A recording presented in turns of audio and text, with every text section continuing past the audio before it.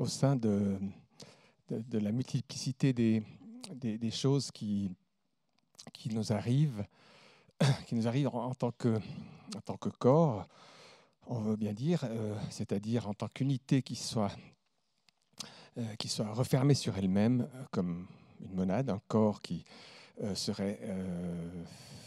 ce par quoi nous pensons, nous pensons comme corps fermé, imperméable à l'univers, ou alors perméable uniquement par certains orifices que nous avons justement à la surface de ce corps. Donc en tant que corps, nous faisons l'expérience de la multiplicité comme une sorte peut-être d'opposition entre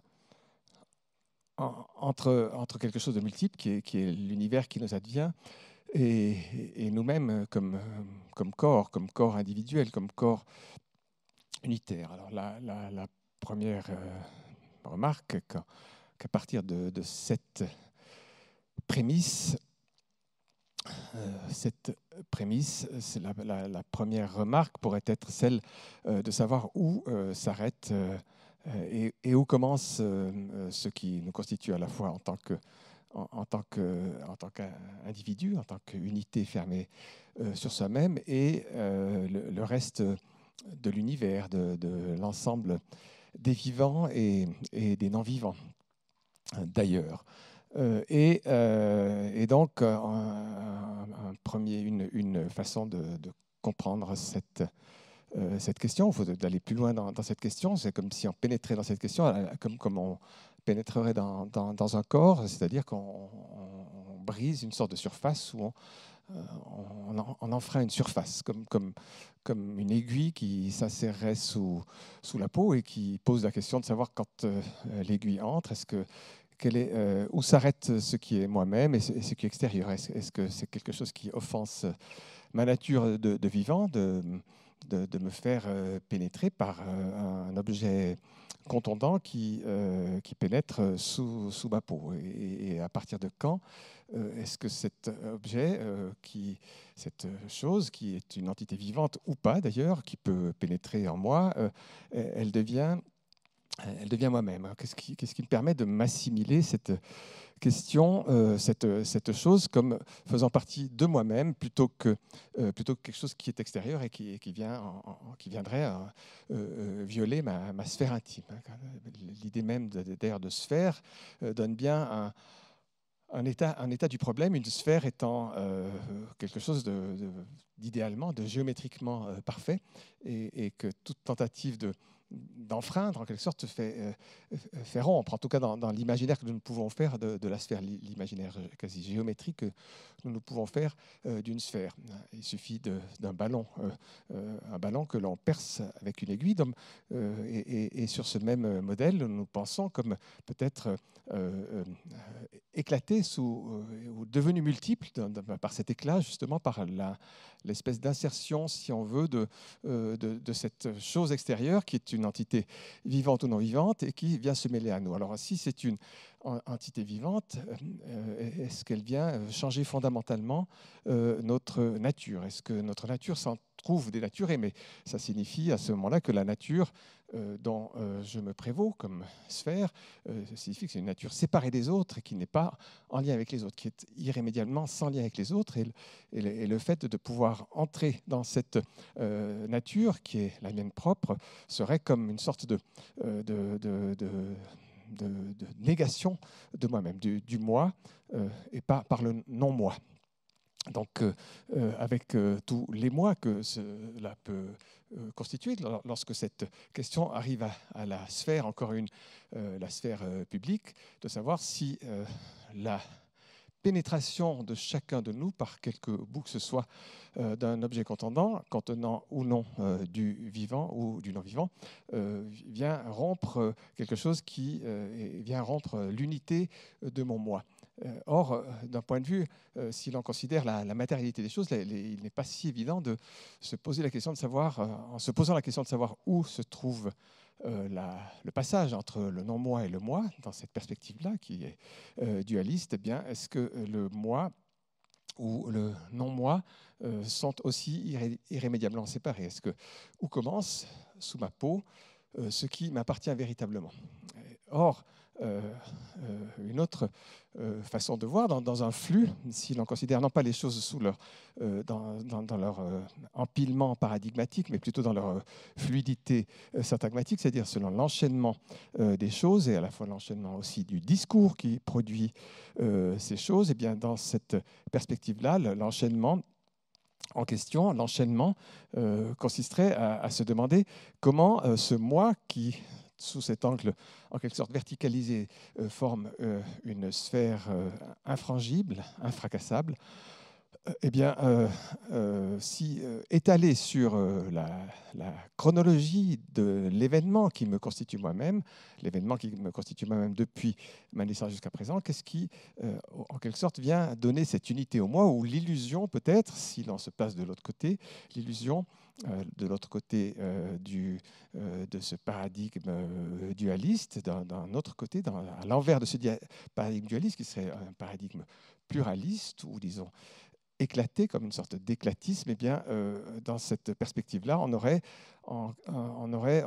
pourrait imaginer que je me constitue comme unité à partir justement de tout ce qui constitue l'extérieur, et jusqu'à former dans l'assimilation progressive qui me constitue moi-même, qui nous constitue nous-mêmes en tant que corps. Ces corps, en réalité, sont constitués d'autant de processus d'assimilation de ce qui est fondamentalement étranger par nous-mêmes. Si nous considérons la façon dont notre corps est constitué, donc dans sa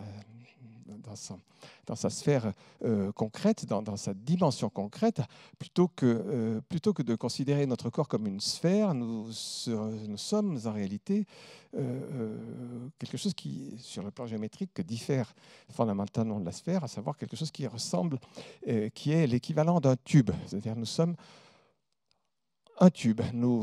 Tout ce qui nous constitue, ce que nous croyons être au profond de nous-mêmes, est en réalité à l'extérieur de nous-mêmes, de la façon suivante. Si l'on suit le trajet de quelque chose qui entre dans notre corps par les voies naturelles, par exemple par la bouche, eh bien, un morceau de nourriture, que cette nourriture soit celle d'un autre vivant ou d'un non-vivant, eh bien, nous ingérons cette particule extérieure, et toute la question est le tri qui s'opère le long de ce tube, qui est notre tube, et ce n'est pas pour rien qu'on l'appelle un tube, qui est le tube digestif. Donc, il s'agit ici, il y va d'une sorte de philosophie de la digestion qui considère à penser la digestion comme la possibilité d'un tri, si l'on veut, entre ce qui, au final, ne sera plus moi-même, et qui, au départ, est considéré comme non moi-même, et une partie de ce non moi-même étant, par le processus de l'assimilation, comme le disaient d'ailleurs les philosophes anciens, le processus de l'assimilation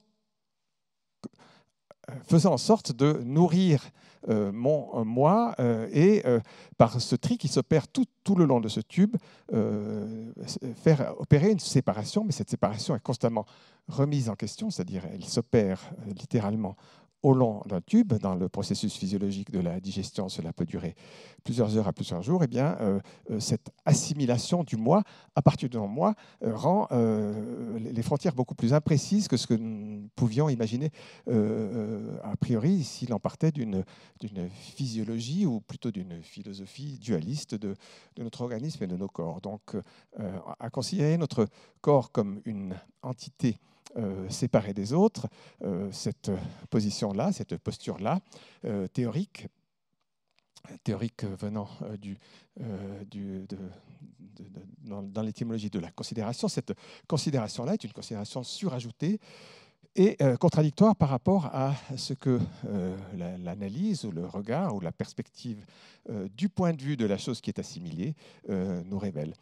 Et en faisant donc le trajet qui nous mène du non-moi vers le non-moi en passant par le moi, eh bien nous aurions la séquence suivante avec l'assimilation de telles molécules, disons, de tels entité par l'orifice buccal, en passant par la cavité buccale, en arrivant à l'endroit qui, dans l'anatomie, se nomme le pharynx, qui, soit dit en passant, et c'est bien le cas de dire qu'en passant, puisque c'est un endroit où cela passe, le pharynx, dans l'étymologie, remonte au grec, qui est pharynx, et qui, en français, signifie précisément pharynx. Eh bien, depuis le pharynx, là, si on considère, et c'est tout à fait crucial de considérer dans la matérialité ces fondements, je dirais, concrets, puisque à l'endroit du pharynx peut s'opérer une double voie, la voie qui nous dirige vers un tube. Encore un tube, c'est une succession de tubes qui, en quelque sorte, s'emboîtent les uns dans les autres.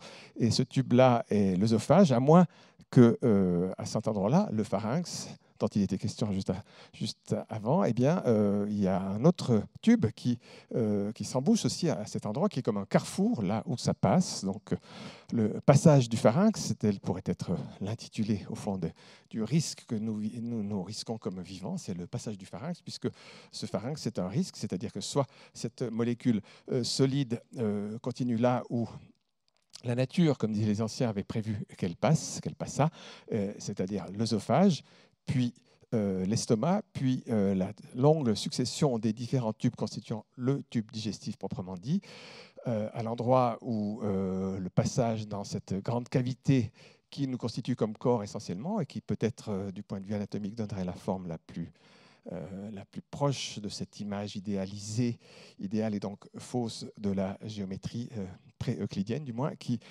est une sphère, c'est-à-dire la cavité thoracique et abdominale. Eh bien, le diaphragme venant couper cette sphère en deux, crée en quelque sorte deux hémisphères, comme deux hémisphères qui reproduisent ce qui a lieu anatomiquement aussi dans une autre sphère qui nous constitue, celle du crâne, où là aussi le contenu du crâne est divisé en deux hémisphères. Et bien là, sur ce même modèle, ou par analogie, ou par comparaison, nous avons la même structure qui est celle donc d'un abdomen et d'un thorax qui constitue deux demi-sphères à travers lesquelles est constitué en tant qu'hémisphère, le hémi venant précisément étant signifié par la présence d'un muscle transverse qui s'appelle le diaphragme, et donc à travers lequel donc, se continue ce tube. On perçoit là qu'il y a deux espaces géométriques qui se contredisent en quelque sorte, celui du tube d'une part et celui de la sphère, qui sont bien les images par lesquelles le discours peut commencer, eh bien, a pu commencer. Eh bien, le tube arrivé, ou la succession des tubes s'enfilant les uns, ou se superposant les uns avec les autres, se tuilant les uns par rapport aux autres. Nous avons après l'estomac, nous avons le pylore, nous avons après le pylore, nous avons le duodénum, qui lui aussi tient son nom du grec, qui veut dire 12 pouces. Duodécime, c'est un terme latin qui a été ensuite je dirais, utilisé par les géographes pour qualifier les Alpes d'ailleurs, mais enfin le duodécime en l'occurrence ça veut dire 12 et c'est 12 pouces qui sont une unité de longueur et qui à la fin du 12e pouce en l'occurrence sa bouche s'enfile, se perpétue, se continue par le jéjunum et le jéjunum lui-même aboutissant à l'iléon, et de l'iléon, on voit là qu'il y a une succession à la fois de termes lexicaux qui sont à la fois du latin et du grec, donc une sorte de tuilage aussi de notre héritage antique qui détermine notre conception et notre expérience du corps. Et après l'iléon, qui est comme son nom, si on s'amusait à brasser les lettres, l'iléon est long, et donc la rime là vient appuyer en quelque sorte ce que la matière concrète, la nature concrète a créé en nous, le long iléon qui arrive jusqu'au côlon qui, lui, en dépit de la rime, est un peu plus court et qui est constitué d'un côlon ascendant qui remonte donc, arrivé au fond de l'abdomen, puis se poursuit par ce qui traverse et qui s'appelle le côlon transverse, où là, la traversée est donnée par le transverse qui lui-même s'abouche avec le côlon descendant qui, pour finir, arrive au bout d'un trajet d'une longueur qui dépend de l'ensemble de la structure extérieure de la morphologie comparée de l'individu examiné au côlon sigmoïde, où l'on retrouve l'étymologie grecque du sigma, c'est-à-dire en forme de S. Donc sigmoïde et oïde voulant également signifier la ressemblance, en quelque sorte l'analogie avec le sigma, donc comme si une lettre était inscrite dans notre corps, en tout cas comme si nous ne disposions pour décrire notre corps que d'un vocabulaire limité à nos ancêtres généalogiques du grec et du latin, qui lui-même arrive dans le rectum, encore un terme hérité de la Rome antique, qui signifie la rectitude, c'est-à-dire qu'à partir de ce moment-là, les choses rentrent, ou plus exactement ressortent dans l'ordre, plutôt que de rentrer dans l'ordre, puisqu'on arrive à l'anus, qui est la fin du trajet. Donc, considérez l'ensemble de cette séquence qui va donc de la bouche jusqu'à l'anus. Nous sommes constitués d'un tube qui est continu, qui n'est pas discontinu, avec ici et là comme des sortes de divertissements,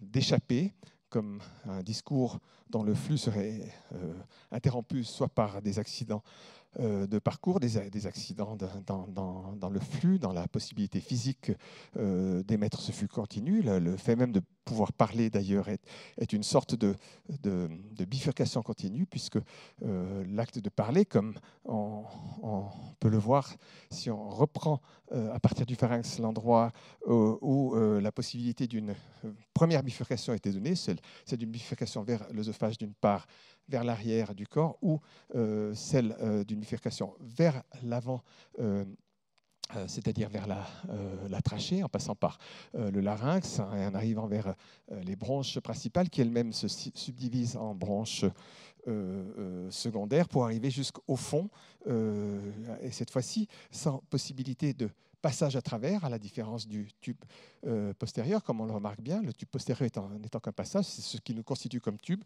En réalité, l'échappée antérieure, à partir du pharynx, vers les alvéoles, puisque c'est ça qu'il s'agit, sont comme un cul-de-sac, sont comme une impasse.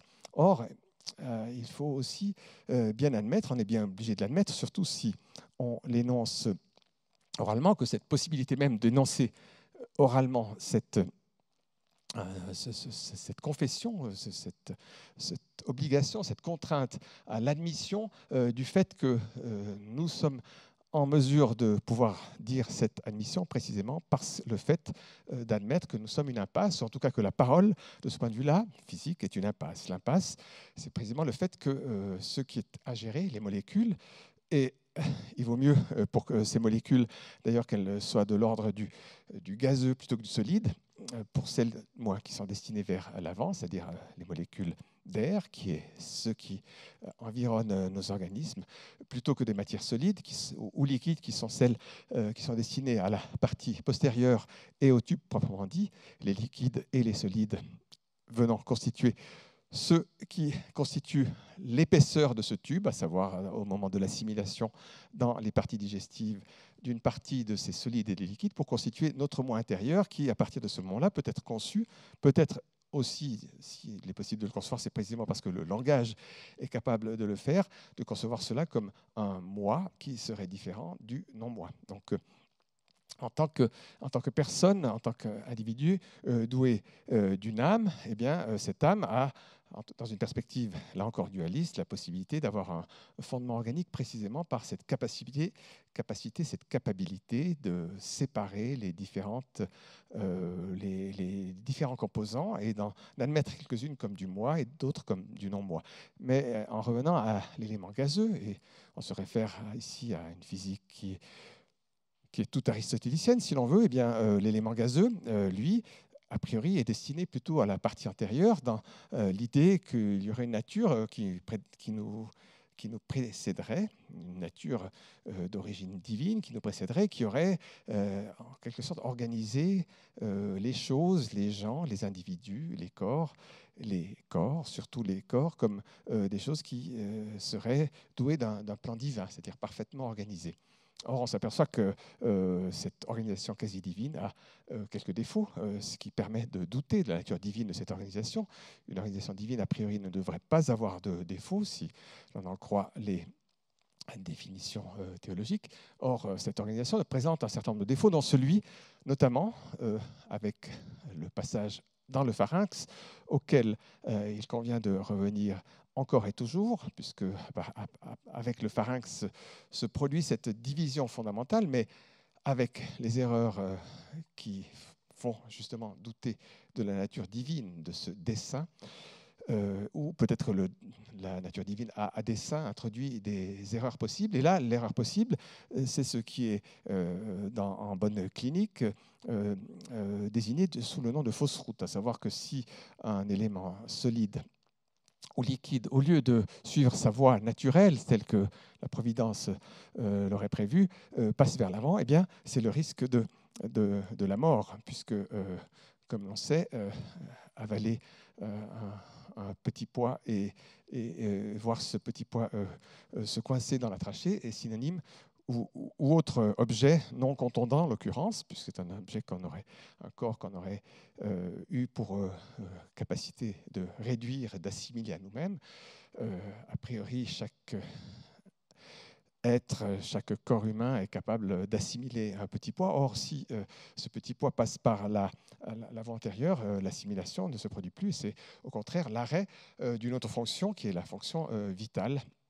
C'est là où l'on retrouve, c'est-à-dire de la respiration, et par voie de conséquence, l'ensemble des possibilités d'existence du corps en voie, non pas d'assimilation, puisque celui-ci a fait fausse voie, justement, fausse route, en mauvaise voie d'assimilation, s'étant trompé et étant passé vers l'avant.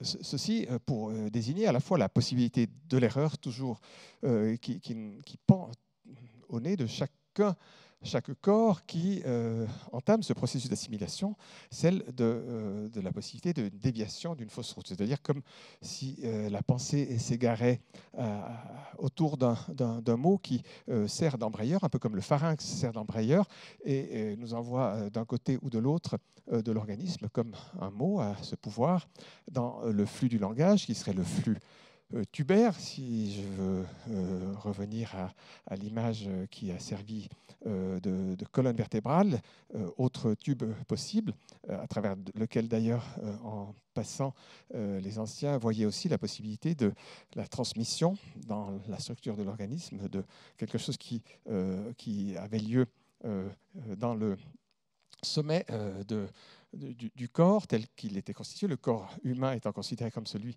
le plus parfait par rapport aux différents corps animaux qui, eux, présentaient le même degré de perfection, mais à des degrés imparfaits précisément.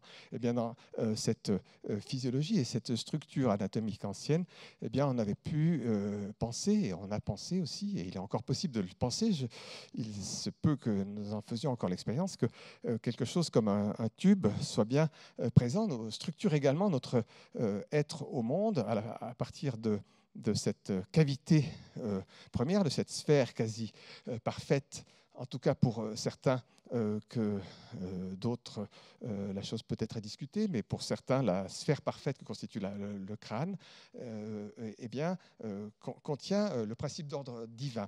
Et c'est là précisément que les anciens, qui continuent de peser sur nos épaules et sur nos têtes, eh bien, les anciens avaient posé le principe divin de l'âme, qui était cette âme qui pouvait qui était logée justement dans cette sphère quasi parfaite qui était le crâne, à l'intérieur duquel les deux hémisphères du cerveau, comme on l'a vu, pouvaient d'ailleurs évoquer les deux hémisphères beaucoup plus imparfaite, beaucoup moins parfaite de celle de l'autre globe, lui aussi moins parfait, en tout cas pour la majorité des anatomies. Dans certains cas, il est vrai qu'on peut se rapprocher d'une sphère quasi parfaite pour parler du tronc, à savoir le tronc lui-même composé donc de deux hémisphères séparés par le diaphragme, le thorax et l'abdomen.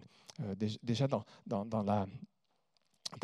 le fait de mettre en balance, en quelque sorte, ces deux hémisphères, thorax et abdomen, la différence des termes qui les désignent devrait nous alerter sur le fait de l'imperfection de ces deux potentielle ou même réelle, et la perfection n'étant atteinte peut-être qu'au prix d'un gavage considérable pour rétablir en quelque sorte l'équilibre sphérique idéal à rechercher dans cette géométrie parfaite. Si l'on veut revenir après cette bifurcation à travers le tube, pour en revenir à l'autre tube qui pourrait servir de fondement à la structuration de notre organisme, de notre corps, et donc nous aider à essayer de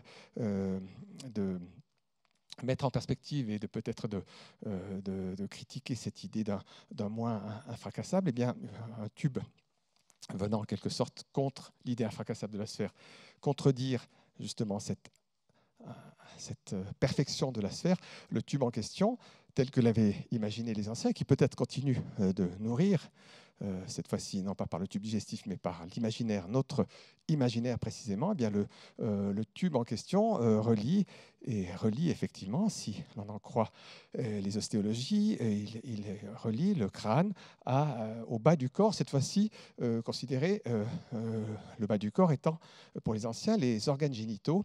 Et les anciens ont pu imaginer, voir ou décrire quelque chose comme une sorte d'esprit animal, c'est ainsi du moins qu'ils l'appelaient, parcourant ce canal qui est l'empilement des vertèbres constituant un tube avec foré par un trou intérieur dans lequel circulerait cette espèce d'énergie vitale allant directement de l'âme divine à l'âme végétative, qui est celle qui anime en quelque sorte la sphère inférieure du corps, la sphère du désir et la sphère de l'appétit. Et là encore intervient ou réémerge la question géométrique de la sphéricité ou non de ce qui nous sommes, à savoir sommes-nous deux sphères ou trois sphères. On peut aussi imaginer cette sphère médiane imparfaite comme constituée donc de deux hémisphères séparés par le diaphragme. Mais ces deux sphères, les anciens l'avaient aussi, et surtout les anciens, plutôt que les anciennes d'ailleurs, les anciens avaient imaginé la possibilité de séparer deux âmes possibles, elles-mêmes nourrissant en quelque sorte différents esprits, l'esprit animal, l'esprit végétal, l'esprit passionnel. Eh bien, la sphère intermédiaire entre la sphère divine, celle du crâne, et la sphère inférieure, la sphère des désirs et de l'appétit, des désirs charnels et de l'appétit, étant la sphère des passions, comme une sorte d'intermédiaire, de sas intermédiaire, celle dans laquelle est logé en particulier le cœur et justement les poumons, réceptacles sans issue de cette longue continuité de tuyaux s'empilant et qui donne la possibilité, en opposition à la sphère et au tube, plus exactement digestif, qui lui est sans parole et sans bruit, c'est la possibilité, grâce à cette impasse, pourrait-on dire, est-ce que par le biais d'une bifurcation pharyngée, la grâce nous est venue de pouvoir nourrir non pas notre corps en tant que tube, mais nourrir la possibilité d'imaginer que nous sommes des sphères individuelles sans lien avec les autres. Et pourtant, grâce à cette possibilité quasi physique de l'impasse de l'alvéole qui permet au flux gazeux, dans le meilleur des cas, dans le cas de la perfection, de pouvoir remplir cette fonction qui constitue ce qui nous fait humains et peut-être nous contribue à la communauté que nous tentons vainement d'atteindre en tous les temps, troublés comme pas troublés, et qui est la parole.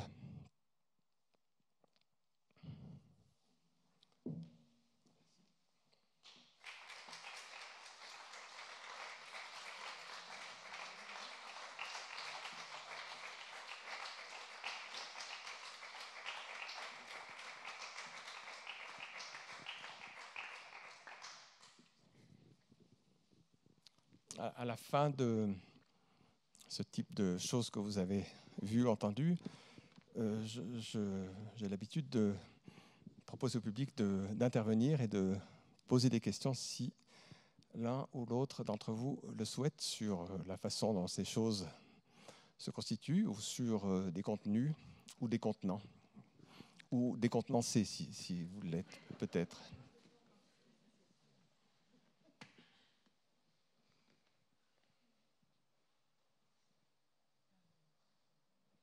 comme dans les vraies conférences.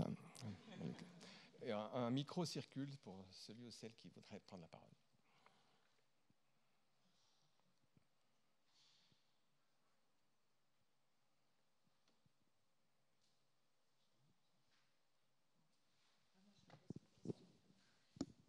Oui, moi je suis un petit peu déroutée par tout ce discours, ce voyage à l'intérieur du corps, du système digestif.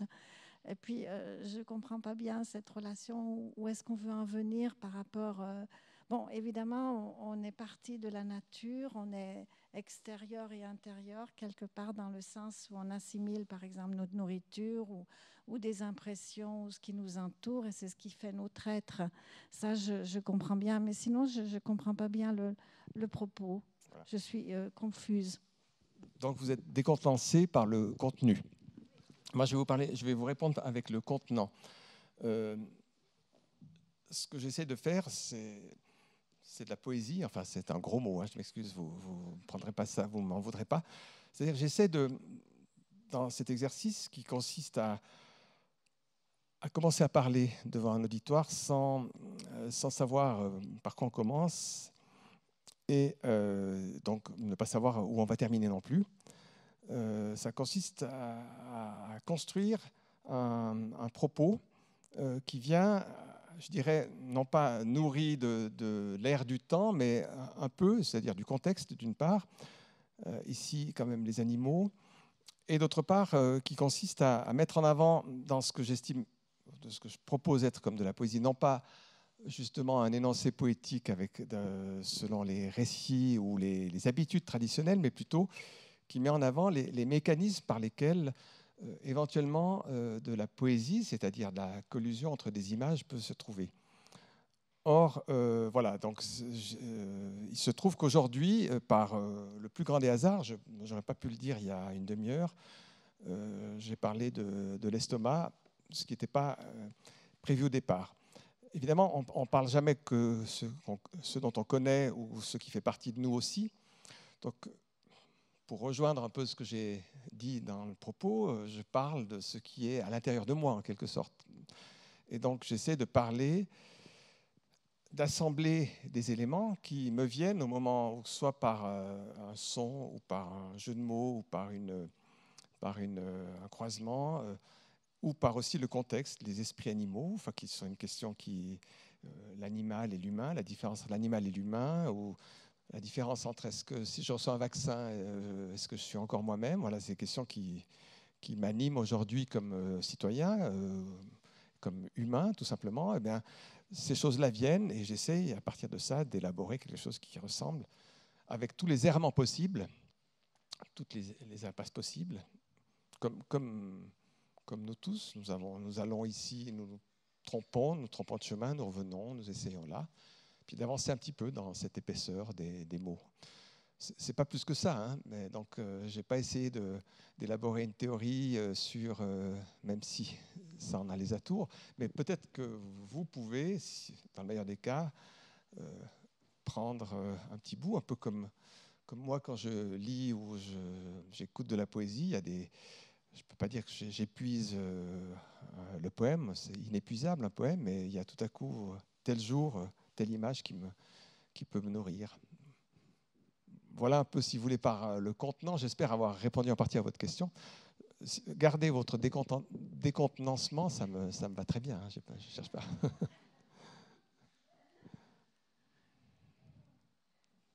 J'ai une petite question.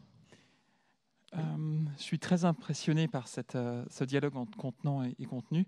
Et je voulais savoir si vous l'êtes également. C'est-à-dire si cette impression forte l'est pour le public ou si elle l'est également pour vous. Un peu, puisque en produisant, évidemment, on se dédouble un peu. Techniquement parlant, je pense qu'il y a, c'est ce que les spécialistes qualifient un peu d'état hypnotique, c'est-à-dire où on est à la fois présent et à la fois absent. Puis, je pense d'ailleurs que chaque fois qu'on prend la parole, il y a quelque chose d'un état d'hypnose qui s'amorce, à savoir où on est à la fois dans soi et à l'extérieur de soi. Dans le meilleur des cas, chaque fois que je prends la parole, comme par exemple, il se trouve que j'enseigne à l'université, que je parle devant les étudiants, je me mets un peu en dehors de moi pour leur délivrer un contenu. Là, on est vraiment dans le contenu, disons, je dois leur donner une leçon. Alors, je fais attention à ce que je dis là. Et puis, j'ai préparé à l'avance, en général. Il ne faut pas se tromper dans les dates quand on est historien, par exemple. Donc, si vous voulez, mais je me mets quand même à distance de mon discours. Et cet état d'hypnose, là, je peux le dire, en tout cas quand je performe sous cette forme, il peut être assez présent, puisqu'évidemment, en parlant, on se retrouve à dire des choses dont on n'imaginait pas qu'elles sortent de notre bouche. Et il faut bien en faire quelque chose. Qu'est-ce que je continue par là? Est-ce que je continue vers l'estomac ou je vais vers les bronches, par exemple, hein? Ou alors la colonne vertébrale. Enfin voilà. Donc je suis constamment en train de sous-peser cette espèce de monde un peu flottant qui se crée à mesure, à la fois devant moi, presque à mon insu, mais moi j'ai une longueur d'avance sur vous, en quelque sorte, puisque ayant ça, puis il y a aussi des contraintes formelles. Il y a la durée, il y a la nécessité de parler, non pas de commencer à vocaliser pour ne rien dire, mais il se peut que donc ça, il y a toutes mes hésitations et mes bégaiements qui entrent en jeu là aussi, qui peuvent là aussi m'induire. Et donc j'ai quand même je suis un peu dans cette situation d'observer ce qui se passe devant moi, et puis c'est-à-dire voilà, le véhicule là, il est un peu flottant, où est-ce que je peux l'amener à bon port, parce qu'il faut arriver au bout de la chose. Donc, par exemple, on peut arriver au bout de la chose en terminant à l'anus. C'est une sortie commode, si je puis dire. Bon, mais peut-être qu'une prochaine fois, enfin, je ne sais pas.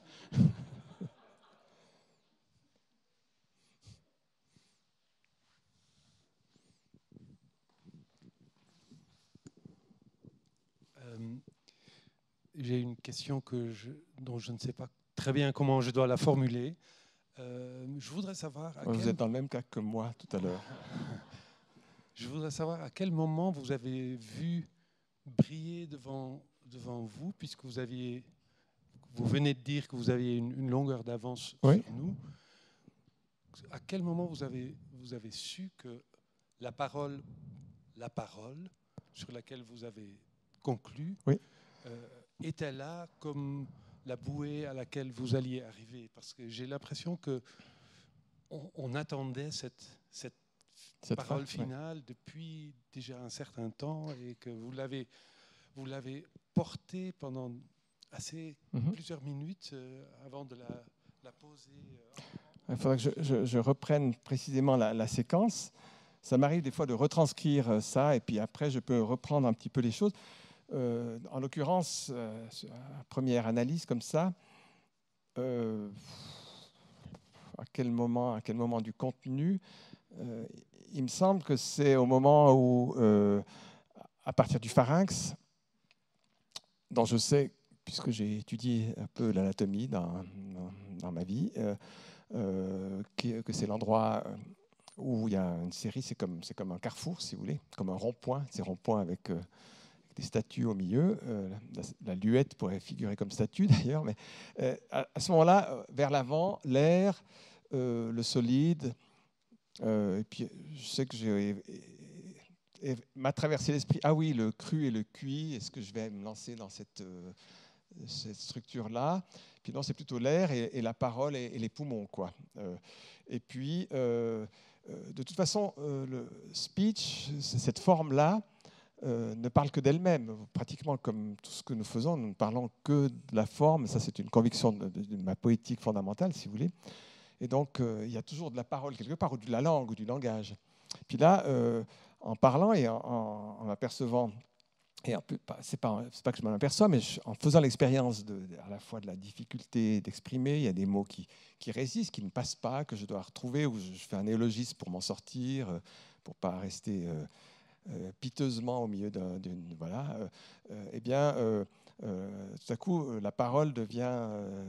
je me dis, c'est ce que je suis en train de faire. Voilà. Là, je viens de faire et cet élément-là, et je pense que c'est à peu près vers le moment où tout à coup il a été question de l'air et plutôt que l'image du petit pois qui s'en a posé, qui fait par ailleurs appel à une expérience, non pas que j'ai subie, sinon je ne serais pas là devant vous pour en parler, mais comme médecin qui est une formation que j'ai eue, je sais que c'est la hantise des pédiatres, le petit pois, quoi, parce qu'il vient se ficher dans les bronches des enfants, et donc, ou les graines, tout ce que vous voulez. Enfin, tous les parents savent bien ça. Et donc, voilà, c'est un peu venu à ce moment-là, si vous voulez. Mais il se trouve que la parole, quoi qu'il en soit, elle rôde toujours par là. En tout cas, pour la forme de poésie que je défends ou que je pratique, puisque c'est son objet. Comme on a pu dire que l'écriture, on ne fait qu'écrire sur l'écriture, quoi qu'on fasse, même si on écrit un roman policier, ou surtout si on écrit un roman policier, peut-être. En tout cas, les bons écrivains.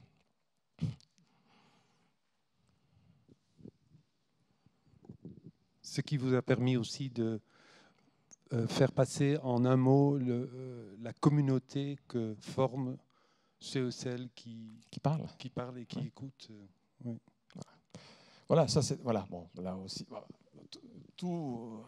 Il se trouve que je me suis occupé d'un livre assez récemment, qui est paru récemment, qui s'appelle La communauté de ceux qui n'ont rien en commun. Et donc, ça me vient maintenant qu'au fond, je n'ai fait que parler de ça, quoi. Donc, je vous recommande ce livre que j'ai traduit. Non, plaisante. Mis à part, mais la communauté et la préoccupation contemporaine. Enfin, là, c'est aussi mon insertion comme humain dans la société des humains que nous sommes, et la question de la communauté que je trouve mise à rude épreuve aujourd'hui dans les épreuves pandémiques que nous vivons. Et donc ça, je pense que c'est quelque chose qui est comme une sorte de niveau de vigilance qui est en moi et probablement en nous tous, chacun à sa manière, d'où la communauté de la parole. Puis en parlant, enfin, c'est fou comme on a de bonnes idées quand on parle comme ça. Enfin, je ne sais pas si je vous laisse juger de la qualité de mes idées, mais quand on parle à d'autres, je ne sais pas si vous faites cette expérience, je suis sûr que oui, dans la conversation, ah, mais ça c'est une bonne idée, j'aurais jamais pensé avant. Hein, cet surgissement, d'où vient l'idée? Ah, mais tiens, la communauté, là. Enfin, ça c'est quelque chose que je trouve assez fascinant, comment les idées viennent. J'ai vraiment l'impression que les idées, elles viennent en parlant. La parole précède presque les idées. Elle produit les idées plutôt qu'elle ne les exprime en second temps. C'est en tout cas cette poétique-là que j'aimerais bien poursuivre et que j'explore.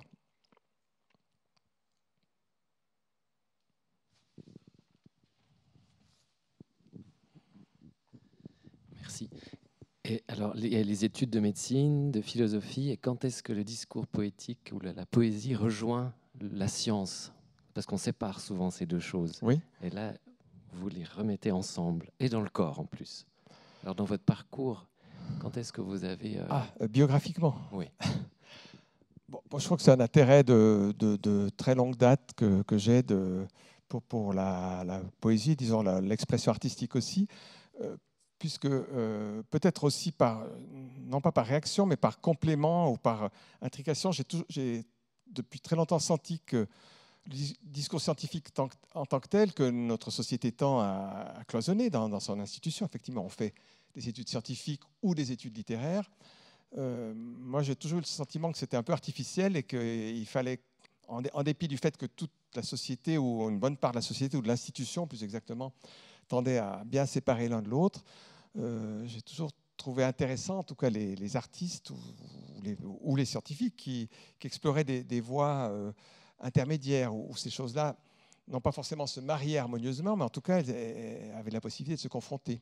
Et puis il y a des références de certains noms, comme on va parler de Jean Starobinsky, pour ceux ou celles qui le connaissent, qui était figure. Il se trouve que j'avais suivi en partie son enseignement à l'époque, à Genève, à l'université, et qui sont des gens qui ont bien mieux et avant moi réfléchi à ces questions-là.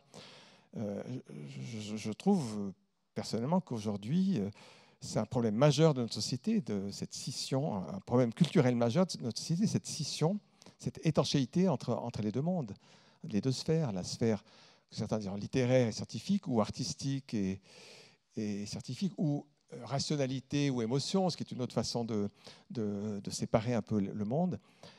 Et cette scission culturelle, qui par ailleurs m'intéresse comme historien, je travaille un petit peu là-dessus comme historien, sur les raisons qui ont fait à quel moment précisément ces deux sphères se sont autonomisées, pas forcément pour le meilleur non plus. Donc ça, je porte ça depuis très longtemps.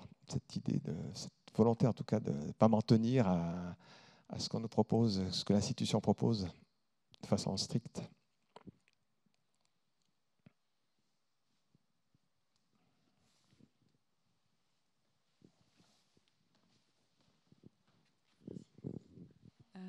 Quelle importance accordez-vous au silence et où est-ce qu'il se situerait dans le corps? Voilà, je ne fais que parler, effectivement. Donc, c'est une très bonne question. Je me pose aussi cette question du silence. Dans ce type de performance, d'introduire du silence. Je crois qu'il y a des questions formelles pour lesquelles, en tout cas, pour le moment, je fais d'autres performances avec beaucoup de silence, rassurez-vous. Hein, mais celle-ci, il y a quand même l'idée du flux de parole, quoi, aussi, la logorée, si vous voulez. La logorée, qui veut dire le flux de parole. Alors, donc, il y a comme une sorte de nécessité, enfin, de pratiquer cette nécessité de toujours parler. Mais peut-être qu'un jour, ça ferait du bien d'avoir un peu de silence. Mais peut-être que ça requerrait une autre forme.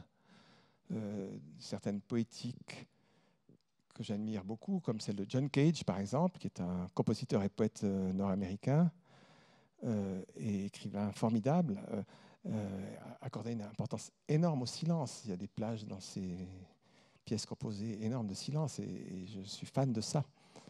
Mais c'est sûr que là, vous n'avez pas eu beaucoup de silence. Je suis navré pour vous.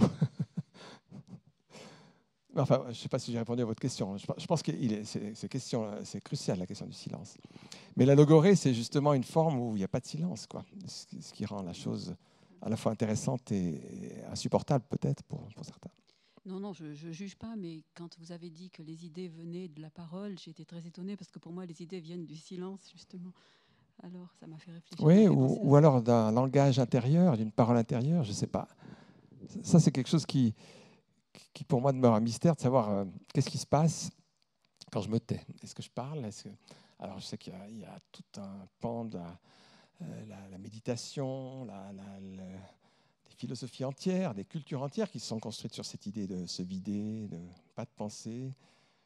Chez les Grecs, pour parler de ceux que je connais un peu, et ceux que je connais très peu, la philosophie chinoise, ou d'autres, sans doute, ailleurs dans le monde, sont fondés sur se vider, le silence, le rien et tout. Ça me paraît fondamental aujourd'hui. Mais comme on est dans l'ordre de la pratique artistique, c'est une pratique, ça consiste à tester ça par son inverse, si vous voulez. Voilà comment je m'en tire. C'est une pirouette, je suis désolé.